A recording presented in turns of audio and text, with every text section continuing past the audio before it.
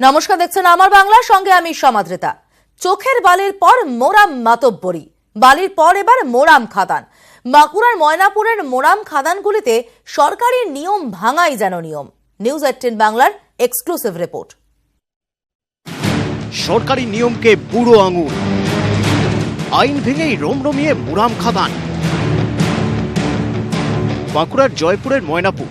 অভিযোগ, এখানেই সরকারি নিয়মের তোয়াক্কা না করে একের পর এক খাদান থেকে তোলা হচ্ছে মোরাম। সরকারি নিয়ম অনুযায়ী খাদান চালালেও জমির চরিত্র বদল করা যাবে না, ব্যবহার করা যাবে না কোনো যন্ত্র, বিস্ফোরক ব্যবহারেও রয়েছে নিষেধাজ্ঞা। কিন্তু ময়নাপুরে মোরামের খাদানগুলিতে এসবের কোনো বালাই নেই। কোথাও ব্যবহার করা হচ্ছে জেসিবি মেশিন, এমনকি পাথরের মধ্যে গর্ত করে তাতে বারুদ ঠুসে ঘটানো হচ্ছে বিস্ফোরণও।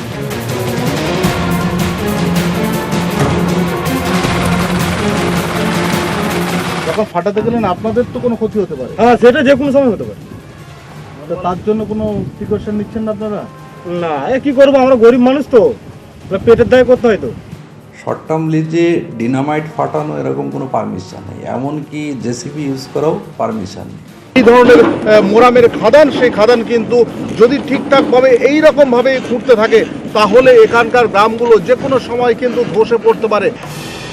মাটি খুঁড়ে মোরাম তোলার পর তা মাটি দিয়ে ভরিয়ে দেওয়ার কথা, কিন্তু সেটাও বা হয় কোথায়?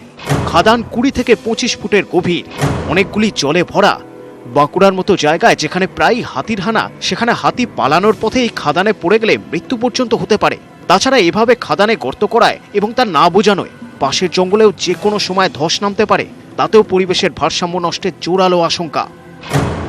হাতি তো তাদের নির্দিষ্ট রুট দিয়ে বরাবরই আসে, কিন্তু এখানে ফসল যখন ক্ষতি করে ফেলে তখন যে হুলা বা ডিমা, যারা মশাল টশাল নিয়ে ওদিকে হাতিগুলো তাড়ায়, তারা কিন্তু তখন কিন্তু যে কোনো ছিটকে যায়, তখন কিন্তু ওখানে যদি হাতি পড়ে যায় হাতি মারাও যেতে পারে এবং প্রকৃতির ভারসাম্যটাও নষ্ট হতে থাকে। এসব মোরাম খাদানে অনিয়মী নিয়ম, তারপরেও খাদান মালিক নির্বিকার। নিজেকে বাঁচাতে হঠাৎ যেন দার্শনিক হয়ে গেলেন। বোম ব্লাস্ট করতে গেলে তো এক্সপ্লোসিভ ডিপার্টমেন্টের দরকার। ঘুমানোর থেকে একদম ঘুম ভাঙার থেকে ঘুমোতে যাওয়া পর্যন্ত আমরা প্রতিনিয়তই কিছু না কিছু অন্যায় করে থাকি, সবটাই বলা যায়। এখানেই শেষ নয়, সরকারের কাছ থেকে লিজ নিয়ে চলা এই সব মোরাম খাদান থেকে সরকারের আয়ও কিন্তু ঠিকমতো হচ্ছে না। অভিযোগ, চালান কাটতেও চলছে 2 নম্বরই। চালানে লেখা থাকছে শুধু তারিখ। ঠিকমতো চালান না কাটা মানে সরকারের ঘরে টাকাও ঠিকমতো জমা পড়ছে না। মালটা বেরিয়ে যাচ্ছে, ওটাই আমাদের কাজ, ওটাই ধরতে হবে। প্রশাসন বলছে ব্যবস্থা নেওয়া হবে, কিন্তু সেটা কবে? বাঁকুড়া থেকে ক্যামেরায় সুমন বসুর সঙ্গে শঙ্কু সাঁতরা ও মৃত্যুঞ্জয় দাস, নিউজ 18 বাংলা। নিউজ 18 বাংলার খবরের জের, বেআইনি মোরাম কারবার রুখতে তৎপর বাঁকুড়া জেলা প্রশাসন। ময়নাপুরে মোরাম খাদানে বিএলআরও সরেজমিনে খতিয়ে দেখলেন খাদান। বেআইনি কারবার বন্ধে ব্যবস্থার আশ্বাস।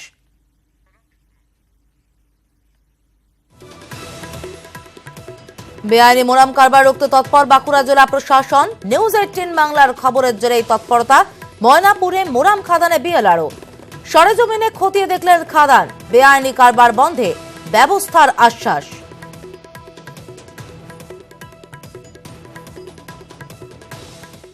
আগের দিন আমি বলেছিলাম এসে বারুদের গন্ধ আমরা সেদিন কিন্তু পাচ্ছিলাম, আজকে সেই গন্ধটা কিন্তু নেই। যাই কিছুটা কাজ হলেও মনে হচ্ছে আর কি। আর বাঁকুড়াতে এখন ইলিগাল মাইনিংটা খুব রেস্ট্রিক্টেড, ইলিগাল মাইনিং নিয়ে প্রচণ্ডভাবে করা, সেই ব্যবস্থাগুলো আমরা নেওয়ার চেষ্টা করি। নজর রাখবো পরের খবরে। মাধ্যমিকের প্রথম দিনে প্রশ্ন ফাঁসের অভিযোগ। মঙ্গলবার থেকে শুরু হলো এই বছরের মাধ্যমিক। আজ প্রথম ভাষার পরীক্ষা ছিল এবং পরীক্ষা শুরু হয় বেলা 11:15টায়। অভিযোগ, পরীক্ষা শুরুর কিছুক্ষণের মধ্যেই হোয়াটসঅ্যাপে ছড়িয়ে পড়ে বাংলা প্রশ্নপত্র। নদিয়া ও জলপাইগুড়ি থেকেই এই হোয়াটসঅ্যাপ মেসেজ ছড়ায় বলে অভিযোগ। ঘটনায় ক্ষুব্ধ শিক্ষা দফতর। ইতিমধ্যে পর্ষদ সভাপতি কল্যাণময় গঙ্গোপাধ্যায়ের কাছে রিপোর্ট তলব করেছেন শিক্ষামন্ত্রী। নদিয়া ও জলপাইগুড়ির 2 জেলাশাসককেও রিপোর্ট পাঠাতে বলেছেন স্কুল শিক্ষা সচিব। পর্ষদের তরফে বিধাননগর সাইবার ক্রাইমে অভিযোগও দায়ের করা হয়েছে। ডেপুটি সেক্রেটারি উপসচিব প্রশাসনের মোবাইলে একটি হোয়াটসঅ্যাপ মেসেজ আসে এবং সেখানে প্রথম একটি পেজ আসে যেটা আমার টেস্টের এই পরীক্ষার প্রথম পেজটা, এবং আমরা সঙ্গে সঙ্গে ঠিক করি যেটা সাইবার ক্রাইমে আমরা রিপোর্ট করব। আমি সাইবার ক্রাইমে এফআইআর আমরা করেছি, এবং এই ব্যাপারে যে এই হোয়াটসঅ্যাপ করেছে প্রশ্নপত্র সেইটা কিন্তু আমরা তার বিরুদ্ধে ব্যবস্থা নেব। এটা সাইবার ক্রাইমকে দিয়েছি, ওরাই বার করবে কোথা থেকে এসছে। পরীক্ষা কেন্দ্রের মাঠেই খাটানো হয়েছে ত্রিপল, তার তলায় বসেই মাধ্যমিক পরীক্ষা দিল পরীক্ষার্থীরা। পশ্চিম মেদিনীপুরের ডেবরার 5 গেরা হাই স্কুলের ঘটনায় ক্ষুব্ধ অভিভাবকেরা। তাঁদের প্রশ্ন, হঠাৎ ঝড় বৃষ্টি শুরু হলে কি হবে? বিপাকে পরীক্ষার্থীরাও। তাদের অভিযোগ, খোলা মাঠে পরীক্ষা দিতে যথেষ্ট অসুবিধা হয়েছে, কিন্তু এই আজব ব্যবস্থা কেন? উত্তর দেয়নি স্কুল কর্তৃপক্ষ। উপরন্তু সাংবাদিকদের সঙ্গে দুর্ব্যবহারেরও অভিযোগ ওঠে। ঘটনা জানার পর ব্যবস্থা নেওয়ার আশ্বাস পর্ষদ সভাপতির। যদি ঘর সাফিসিয়েন্ট না থাকে, আমি একদম নিয়ারেস্ট যদি কোনো স্কুল থাকে, তাহলে সেই স্কুলকে আমার আন্ডারে নিয়ে আমি সেখানে 2-3টে ঘর নিয়ে আমি পরীক্ষা অ্যারেঞ্জমেন্ট করব। আগামী দিনে যাতে সেই অ্যারেঞ্জমেন্ট হয় তাহলে সেটা আমরা দেখে নেব। এটা আমার অজ্ঞাতে এটা হয়েছে। এটা আমি পরীক্ষা শেষ হয়ে যাওয়ার পরে এটা আমার কাছে এসছে, এবং আমি সঙ্গে সঙ্গে এই ব্যাপারে স্টেপ নিয়েছি। ফসল বীমার কোটি কোটি টাকা আত্মসাতের অভিযোগ কাঠগড়ায় কাটোয়ার কৃষি সমবায় সমিতির ম্যানেজার। ক্যামেরার সামনেই হিসেবে গরমিলের কথা মানলেন অভিযুক্ত, দিলেন সম্পত্তি বিক্রি করে টাকা ফেরতের আশ্বাস। প্রতারিত কৃষকদের দাবি, ম্যানেজারের শাস্তি চাই, চাই বীমার টাকাও।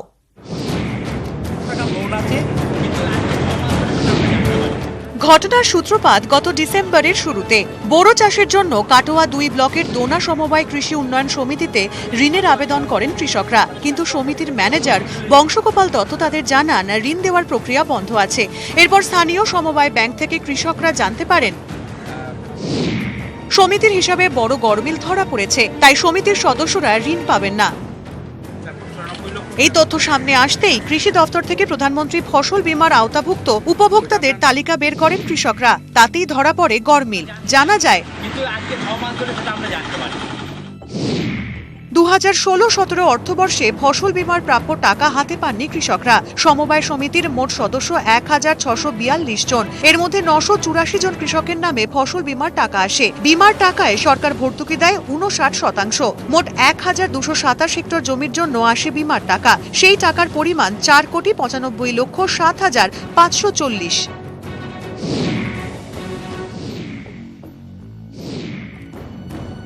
অথচ প্রাপ্য টাকা হাতেই পাননি কৃষকরা। অভিযোগ, পুরোটাই আত্মসাৎ করেছেন ম্যানেজার। আমাদের যে শস্য বীমা টাকা এসেছে সেই টাকার উপরে 59% গভর্নমেন্ট ছাড় দিয়েছে, কিন্তু দেখা যাচ্ছে আমার ইন্স্যুরেন্স হচ্ছে 61,466 টাকা, আমি টাকা পেলাম 4,000 টাকা। আমি বুঝতেই পারলাম না যে আমার টাকা কোথায় গেল।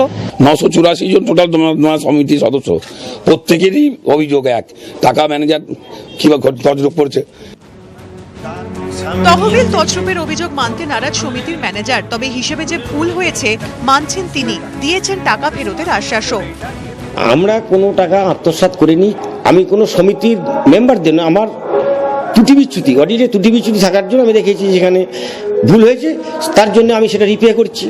1 কোটি টাকা অনিয়ম নয়, ওটা আমার 3-4 বছর অডিট হয়নি, সেই ভুল ত্রুটির জন্য এটা এসেছিল। ম্যানেজার যাই বলুন, তার শাস্তির দাবিতে সরব প্রতারিত কৃষকরা। এই টাকা তছরূপ করে আমাদের ম্যানেজার অনেক সম্পত্তি কিনেছেন, প্রায় 10 কোটি 15 কোটি টাকার সম্পত্তি কিনেছেন। তার সমস্ত সম্পত্তি সমিতির নামে করা হোক, ক্রপ করে সমিতির নামে করা হোক। ঘটনার পূর্ণাঙ্গ তদন্তের দাবি তুলেছেন প্রতারিতরা, সোচ্চার হয়েছেন টাকা ফেরতের দাবিতে। কাটোয়া থেকে রণদেব মুখোপাধ্যায়, নিউজ 18 বাংলা।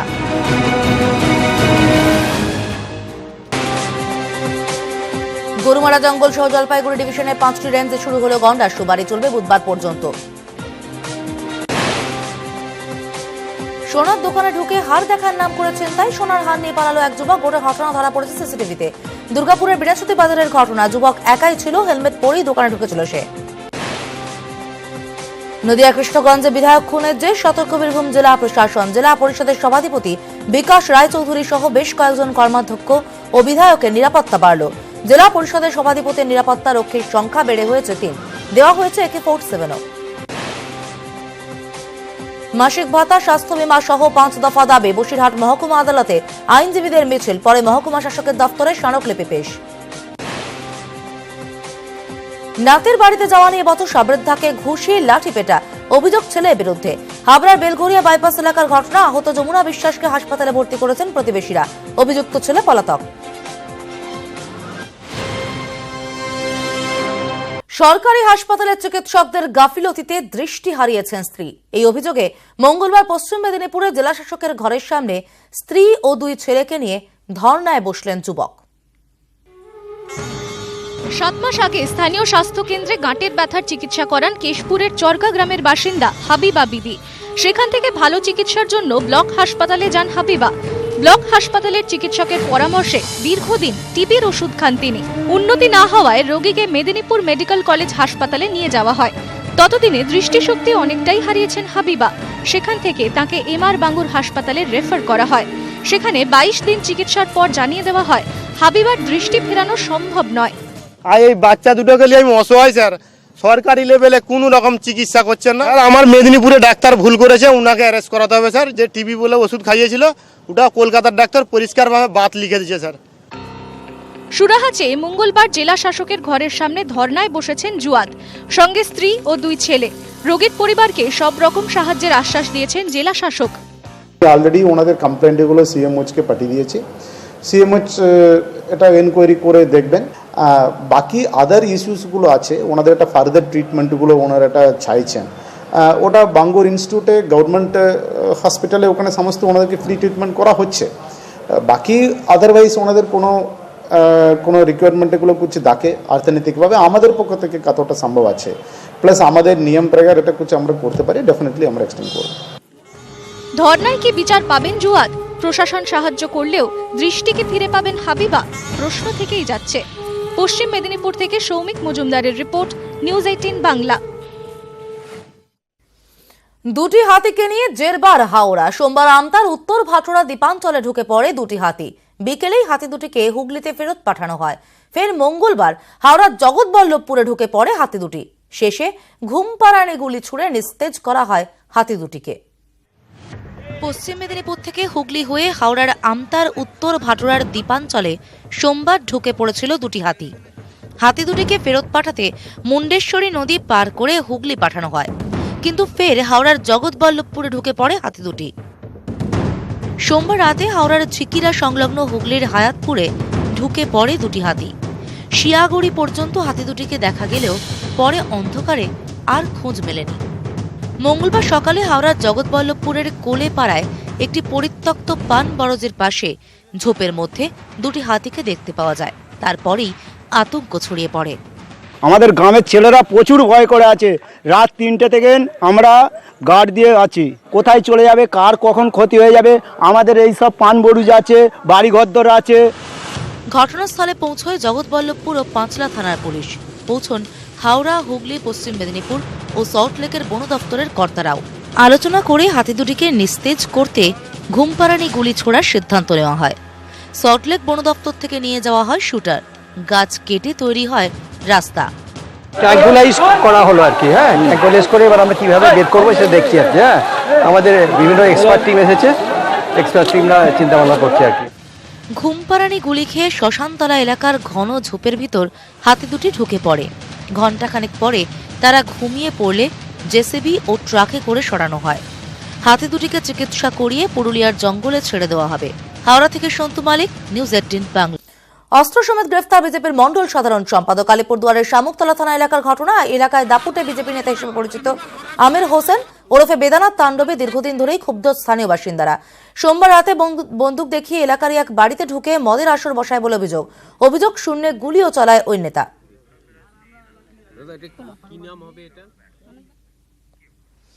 ফের সামনে ভোটযুদ্ধ, কোমর বাঁধছে সব পক্ষ।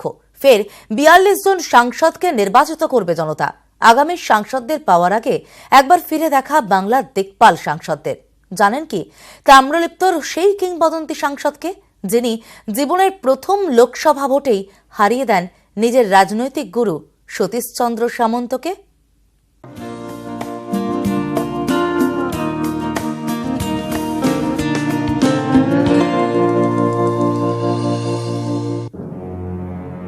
ক্ষুরোদার বুদ্ধি, দূরদর্শী রাজনীতিক, দক্ষ প্রশাসক, দেশকে স্বাধীন করার লড়াইয়ে নেমে স্বাধীন সরকার গড়ে তোলার অন্যতম পুরোধা সুশীল কুমার ধারা।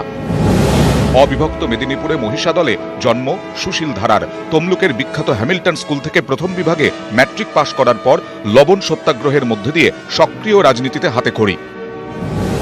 গান্ধীজির নেতৃত্বে কর্মসূচি, মহিষাদল থানা দখল অভিযানের নেতৃত্বে সুশীল ধারা। গণ অভ্যুত্থানে শহীদ হলেন গান্ধীবুড়ি মাতঙ্গিনী হাজরা সহ বেশ কয়েকজন। 42-এর আন্দোলনে 29শে সেপ্টেম্বর যখন থানা দখল আন্দোলন হয় গান্ধীজির আহ্বানে, তখন মূলত তারই নেতৃত্বে এই আন্দোলন জোরদার হয়। তমলুকে 12 জন প্রাণ হারিয়েছিলেন মাতঙ্গিনী হাজরা সহ। মহিষাদল, সুতাহাটা, তমলুক ও নন্দীগ্রামকে নিয়ে তৈরি হয় স্বাধীন তাম্রলিপ্ত জাতীয় সরকার। নেতৃত্বে অজয় মুখোপাধ্যায় ও সুশীল ধারার রাজনৈতিক গুরু সতীশচন্দ্র সামন্ত। রাশ রইল সুশীল ধারার হাতেই। ভারতীয় ভিত্তিতেও তখন কংগ্রেসের যে প্রাসঙ্গিকতা অনেকটা হারিয়েছিল। সতীশবাবুর মতো মানুষকে ভোটে হারিয়ে তিনি জিতেছিলেন। গান্ধীবাদী সুশীল ধারা প্রয়োজনে কঠোর হতেও দ্বিধা করেননি। সুশীল ধারার নেতৃত্বে এই গুপ্ত হত্যা, আমি যতদূর জানি 114 জন মানুষকে মেরে ফেলেছিলেন। তারা কিন্তু দেশদ্রোহী, মানে দেশের বিরুদ্ধে বিশ্বাসঘাতকতা করেছে। স্বাধীনতার পর কংগ্রেসের হয়ে ভোটের ময়দানে 1952 সালে বিধানসভা ভোটে লড়ে হেরে যান সুশীল ধারা। জীবনের প্রথম ভোটেই নির্দল প্রার্থী মহিষাদল রাজপরিবারের সদস্য দেবপ্রসাদ গর্গের কাছে হেরে যান সুশীল ধারা। 1962 সালে কংগ্রেসের হয়ে লড়ে সেই দেবপ্রসাদ গর্গকেই হারিয়ে দেন। বাংলা কংগ্রেসের হয়ে 1967, 1969 ও 1971 সালে বিধানসভা ভোটে লড়ে যেতেন। অজয় মুখোপাধ্যায়ের মন্ত্রিসভায় শিল্প ও বাণিজ্য মন্ত্রীও হন। তিনি হেরে গিয়েছিলেন এই মহিষাদল রাজ পরিবারের সদস্যর কাছে, বংশধর তৎকালীন দেবপ্রসাদ গর্গের কাছে। 1977 সালে চারিদিকে তখন জোর ইন্দিরা বিরোধী হাওয়া। জনতা দলের হয়ে লোকসভা ভোটে দাঁড়িয়ে নিজের রাজনৈতিক গুরু, 5 বারের সাংসদ সতীশচন্দ্র সামন্তকে হারিয়ে দেন সুশীল ধারা। জীবনের শেষ দিন পর্যন্ত দুজনের সম্পর্ক অবশ্য অটুট ছিল। সুশীলবাবু স্বাধীনতার পরে নানা প্রতিষ্ঠান তার হাত দিয়ে গড়েছে। শিল্পমন্ত্রী হিসেবে তিনি কিন্তু তার উল্লেখযোগ্য ভূমিকা আমরা অস্বীকার করতে পারি না। 1980 সাল কংগ্রেসে ফিরে রাজনীতি থেকে অবসর। তার তৈরি তাজপুরে মাতৃসদন, তাজপুর হাই স্কুল, সাবান কারখানা থেকে নিমতৌড়ির স্মৃতিসৌধ আজও অম্লান। যখন ওই জেলে বসে তার যে আত্মজীবনী, তাই প্রবাহ লিখেছেন 2 খণ্ড, সে পড়লে সত্যি খুব অবাক হয়ে যেতে হয়। প্রতিভাধর ছিলেন। শুধু স্বাধীনতা সংগ্রাম নয়, সেগুলো যাতে ভবিষ্যৎ প্রজন্মের কাছেও থাকে, তারা মনে রাখেন, তার জন্যই স্মৃতিসৌধ বানিয়েছিলেন। 100 পূর্ণ হওয়ার কিছুদিন আগেই শেষ হয় পথ চলা। বাংলা কংগ্রেসে থাকার সময় তার আদর্শেই রাজনৈতিক জীবন শুরু হয় প্রাক্তন রাষ্ট্রপতি প্রণব মুখোপাধ্যায়ের। দেশের কাজে নিজের 100% দিয়ে অকৃতদার জীবন কাটিয়ে গিয়েছেন সুশীল কুমার ধারা। আজও মহিষাদল শহরে তার বাড়ির দরজা সকলের জন্য খোলা। পূর্ব মেদিনীপুর থেকে ক্যামেরায় প্রদীপ ভৌমিকের সঙ্গে সুজিত ভৌমিক, নিউজ 18 বাংলা।